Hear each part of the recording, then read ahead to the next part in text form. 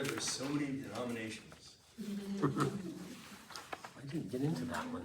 How did I miss that one? Number 62. Well, I think that from my standpoint, when you just look at it from a science matter, when you have a group of scientists and they're looking at the same data, you're gonna have multiple scientists coming to different interpretations of the data.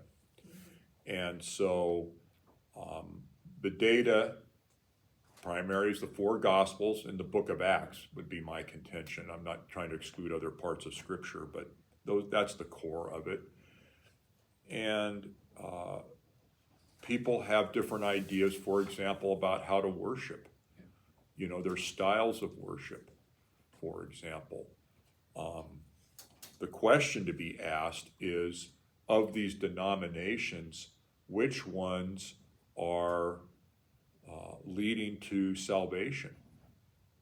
I won't mention the denomination I grew up in, but I will say this, that they emphasized baptism over an infant baptism over having a personal relationship with the Lord Jesus Christ, being born again. These are the things that I want to know in a denomination. Jesus was very clear, you must be born again. Is that what the denomination is teaching or not? Or are they just simply avoiding the issue like the church I grew up in?